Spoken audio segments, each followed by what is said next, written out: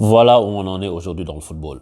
Des hors-jeu à un bout de poil de coude près à un micron-millimètre,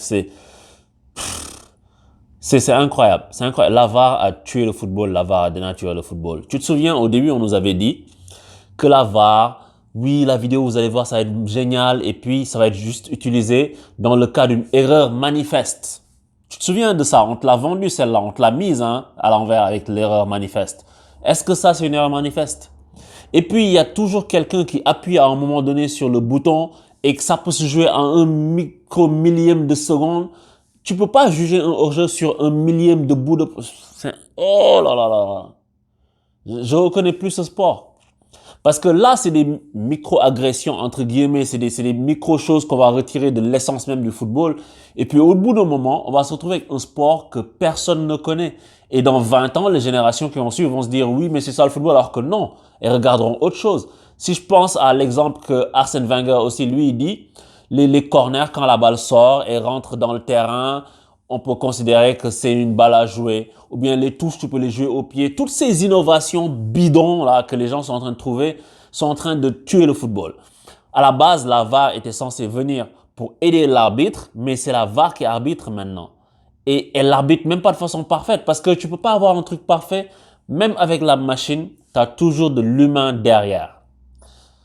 Donc, je vais pas m'éterniser sur la VAR. J'ai déjà dit tout ce que je pensais de la VAR. C'est vraiment quelque chose qui est nocif. J'en peux plus. Je sais pas s'il faut faire une pétition pour stopper ce truc ou pour la limiter à certains.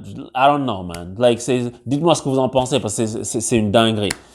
Mais pour parler du match en lui-même, c'était un match très intéressant entre Everton et Liverpool parce que déjà, c'est deux clubs d'une même ville avec des stades qui sont à quelques centaines de mètres près, avec deux clubs qui sont en haut de l'affiche cette année, avec notamment Everton qui n'est pas habitué à jouer les tout premiers rôles en Premier League. Mais Everton, ils ont un coach. Ils ont Carlo Ancelotti. Pour ceux qui savent pas Carlo Ancelotti, qui c'est le mec qui vient, qui te met une tactique, peu importe l'équipe que tu as. Il peut toujours te gêner. Si son équipe est moins forte, il va l'organiser de sorte à ce que elle joue sur tes points faibles à toi et te fasse mal. Et Ancelotti, il l'a compris. Parce que, tu sais, Liverpool en ce moment, bon, ils ont une défense qui est ce qu'elle est. Il y a Van Dijk qui est un grand défenseur. À côté, tu as des joueurs, ça passe. Quand tu as un Matip qui n'est pas un énorme défenseur, mais c'est un défenseur qui se défend. J'ai une répétition. Mais tu as aussi Joe Gomez qui vaut ce qu'il vaut. Mais ça tient quand même. Ça permet aux autres parce que tu as une sécurité derrière, même s'ils sont arrogants défensivement, comme j'ai dit, mais tu as une sécurité derrière qui te permet de te projeter sur tes latéraux. Robertson qui a fait un gros match dans la projection et Alexander-Arnold moins. Et pourquoi? Parce que quand Van Dijk a été blessé sur l'action avec Jordan Pickford, et moi sur l'instant quand le gars a dit oui c'est incroyable, c'est une blessure grave, il faut que le gars prenne rouge, j'ai dit mais non, faut pas gâcher le match vient de commencer, tu vas pas mettre un rouge tout de suite. Mais quand je regarde que là, on parle de Van Dijk qui serait blessé, des ruptures des ligaments croisés de genoux, ça, sa saison est finie. Ça, tu pars 6 mois, 7 mois. Je me dis que peut-être qu'il aurait fallu mettre le rouge, même si le gars est hors jeu, tu peux pas vraiment.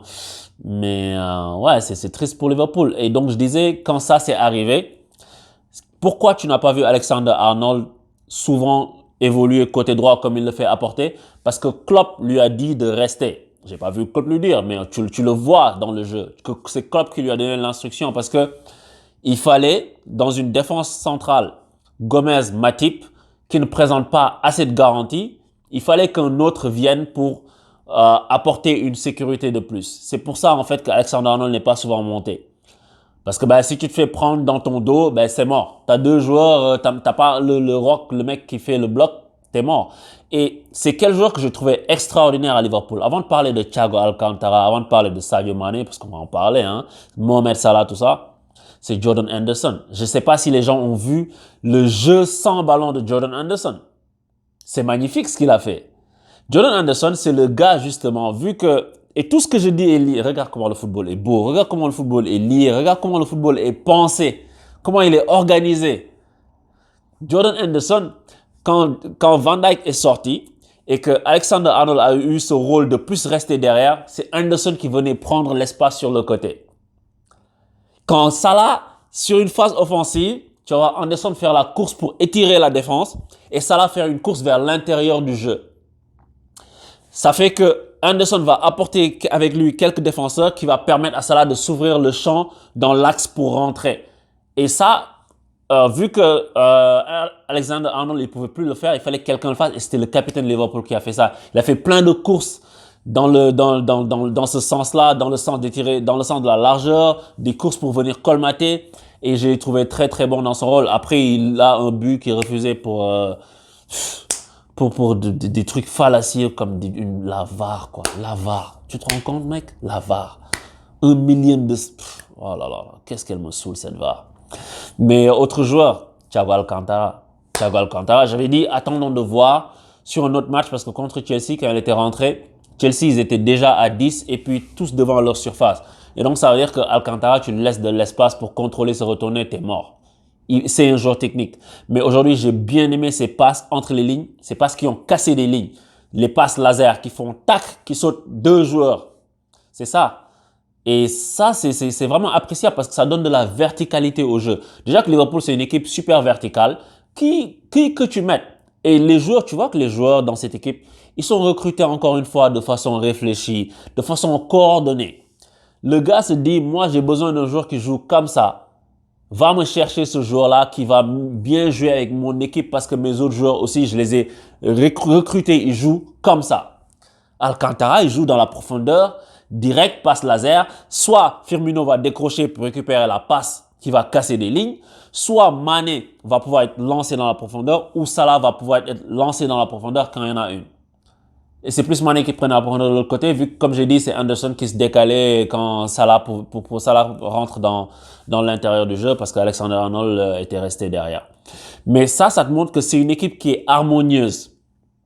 Une équipe qui est harmonieuse, qui cette année fait moins peur parce que, oui, ils sont pas encore au même niveau, c'est pas aussi rodé que ça l'était, mais c'est que ça reste quand même une grosse équipe. Maintenant, en Ligue des Champions, on va falloir voir ce qu'ils vont faire parce que là, si leur défense là, il leur manque Van Dijk, ça va pas tenir. Ça peut passer les poules, mais si tu arrives en phase d'élimination directe, il va te falloir un gros défenseur. Alors, le seul défenseur qui nous vient à l'esprit, moi qui vient à l'esprit, c'est Koulibaly, vu que là, Jules Koundé, apparemment, Manchester United, ils vont être dessus, mais je pense que ce sont les 2 joueurs qui vont être faciles à aller chercher. Mais autre joueur dont je voulais parler, Sadio Mané. Quel joueur? Mais tu as vu, en fait, ce joueur, je pense qu'on se rend pas compte. On se rend pas compte du joueur qu'on a. On se rend pas compte du joueur qu'on voit évoluer sous nos yeux. Il est à un niveau stratosphérique. Le gars, et c'est pas juste au niveau des buts, parce qu'encore une fois, le football, c'est pas qu'une histoire de statistiques. Le gars marque, c'est bien. 3e minute, il est là, il fait le bon déplacement. Salah, qui essaie de lui faire la passe, la balle est trop haute. Robertson, qui est un magnifique joueur, et Robertson, Sadio Mané, c'est des combinaisons, c'est des Evra Ronaldo, c'est des trucs comme ça. C'est des Abidal Malouda, ils combinent, genre, c'est magnifique. Et Robertson lui met la passe en retrait, il est bien placé, il te fait un plat du pied dont il a le secret. À bout portant, sous la barre, qu'est-ce que tu veux? Sûr qu'il n'y a rien à voir. Mais au-delà de ça, l'impact qu'il met, les courses, l'intensité des courses que le gars fait, que ce soit des courses offensives, que ce soit des courses défensives, que ce soit des ballons où il réceptionne le ballon dos au jeu, comment il le protège, il le conserve, il se retourne, c'est du très très grand joueur. C'est world class. Je peux pas le dire autrement. Ce type, il est irréel. Et tu sais, sur le but refusé par la VAR, c'est lui, il fait l'appel, magnifique appel. Et Thiago Alcantara aussi le sert, belle passe, il fait, parce que tu sais pourquoi Sadio? Parce que, mais qu'est-ce que c'est beau le football. Sadio Mané, quand Firmino est sorti, Klopp l'a replacé dans l'axe. Mais si tu as remarqué dans le match qui s'est passé, c'est que il y a eu un duel entre Yerry Mina et Sadio Mané. Yerry Mina essayait de l'énerver. Yerry Mina elle était en train de lui mettre des coups, des trucs hors du jeu pour l'énerver. Et d'ailleurs, il a failli tomber dans le panneau parce qu'au moment, il lui fait un croc en jambe, mais sur l'action où il y a carton rouge, beaucoup de gens l'ont pas vu, mais il aurait pu prendre un 2e jaune. Mais Sadio Mané, ce qu'il a fait, parce qu'il a su que, ok, je suis dans l'axe, je vais avoir du mal. J'ai 2 tours de contrôle et je vais avoir le jeu dos à moi avec pas beaucoup d'espace pour courir. Il s'est décalé sur le côté pour faire son appel.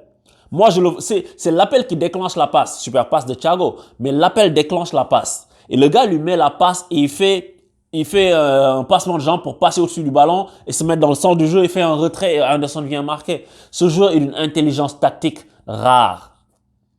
Et c'est vraiment à saluer. Everton, de l'autre côté, j'ai pas trouvé James exceptionnel. Mais Everton, ils ont une capacité à se projeter aussi avec Calvert-Lewin qui fait des finitions. C'est beau à voir. C'est beau à voir. En tout cas, j'ai pris du plaisir à voir ce match. Mohamed Salah, toujours aussi décevant dans le jeu, mais toujours aussi efficace.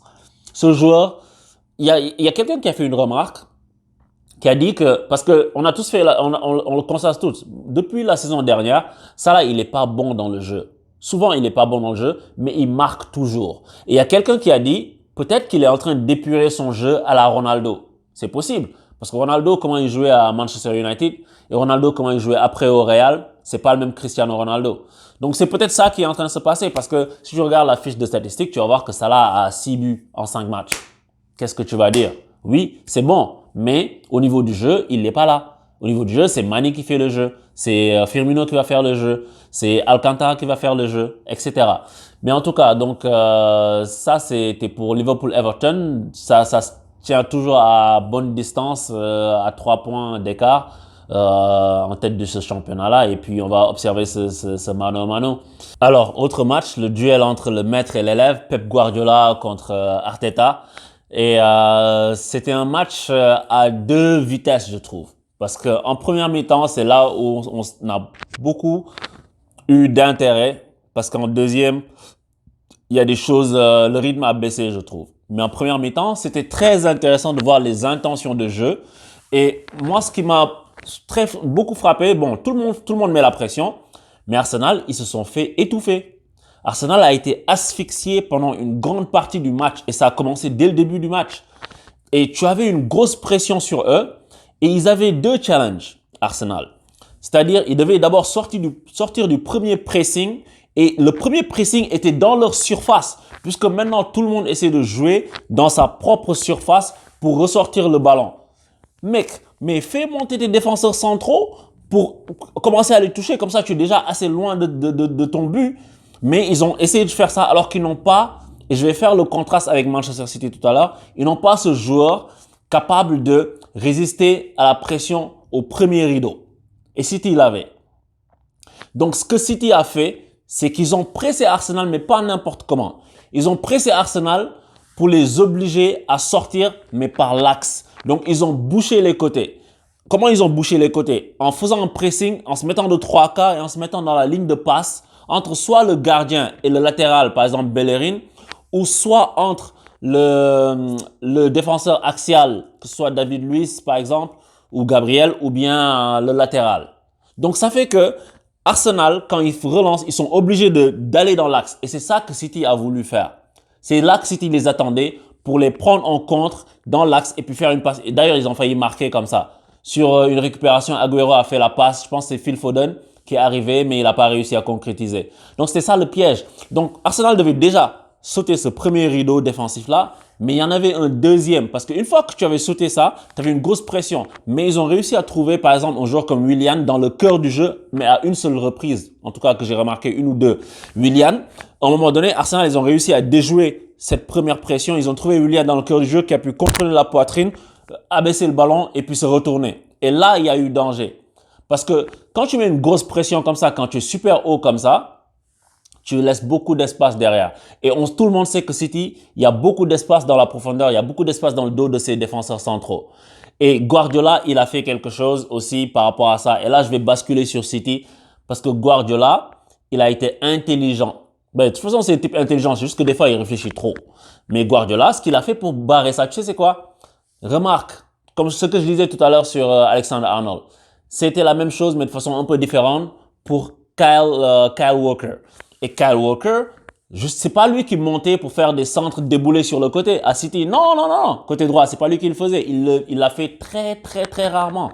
Ce qu'ils ont fait, City, c'est qu'ils se sont dit, OK, on va se mettre très haut, mais on sait qu'Arsenal, ils vont jouer sur notre point faible. Et c'est ce que Arteta a mis en place. Il a mis Aubameyang et il a mis Nicolas Pepe, qui sont deux flèches.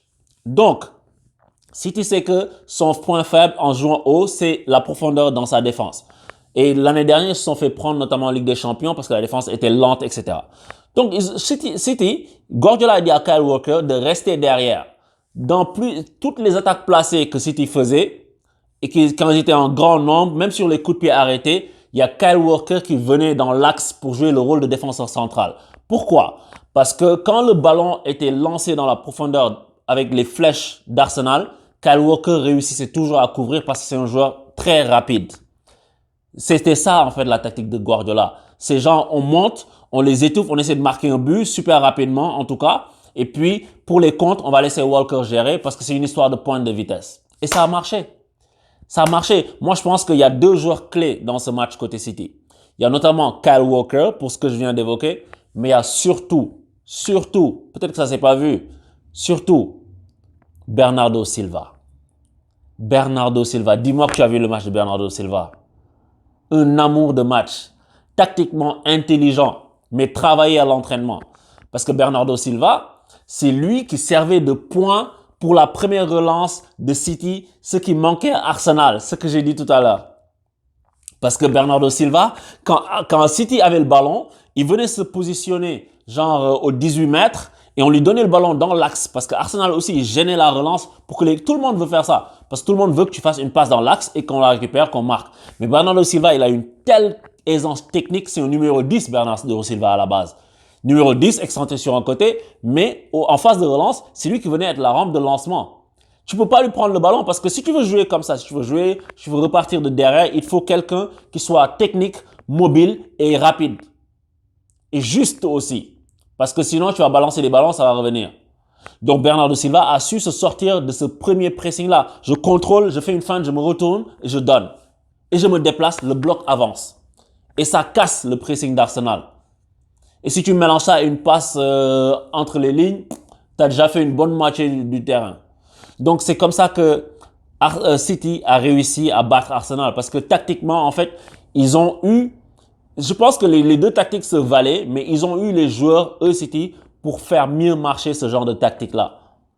Et je remarque que maintenant, vu que tout le monde veut dégager, tout le monde veut jouer au pied, les gardiens, on leur demande d'être du numéro 10, eh bien, maintenant, les équipes ne savent plus se battre sur les seconds ballons parce qu'il n'y en a plus. Avant, tu balançais un ballon pour que ton attaquant il contrôle ou bien il dévie de la tête pour que tu te battes sur un second ballon pour pouvoir récupérer et avancer. Mais maintenant, quand tu es sous pression, remarque très bien, quand l'équipe adverse ou l'équipe qui est pressée dégage, si c'est pas précis sur le joueur qui est visé, parce que le joueur va être dos au but, si c'est pas précis, il n'y a aucun de ses coéquipiers qui est là pour se battre sur un second ballon. Pourquoi? Parce qu'ils sont tous dans leur moitié de terrain, très bas dans leurs 30-35 derniers mètres, à attendre pour construire le jeu au pied par des passes courtes pour remonter. Et donc, c'est en train de changer le football. Je ne sais pas si c'est une bonne ou c'est une mauvaise chose, mais moi, si je m'amuserai pas dans la surface à faire des passes latérales. Dégage le ballon. Si c'est chaud, les mecs vont se battre sur un second ballon. Moi, c'est ça que j'aurais fait, mais écoute, chacun fait comme il fait. Mais au bout du compte, Arsenal qui se fait battre encore, qui n'arrive pas à battre une équipe de top 6 depuis très longtemps en championnat. Donc, on les connaît, c'est les Gunners, c'est pas une mauvaise équipe, mais elle n'est pas au niveau des très grandes équipes du championnat anglais. Et juste petite autre remarque, on voit qu'il y a De Bruyne qui est blessé. J'espère que c'est pas trop grave pour lui. Malheureusement, comme j'ai dit tout à l'heure, il y a Virgil van Dijk qui est out quoi probablement pour presque toute la saison et ça c'est dommage pour Liverpool. En tout cas, c'est le débrief que je voulais faire sur ces deux matchs-là. Donc je vous dis abonnez-vous, je vous dis à très bientôt pour de nouvelles analyses et puis je vais sûrement en faire d'autres pour les matchs à venir. Ciao.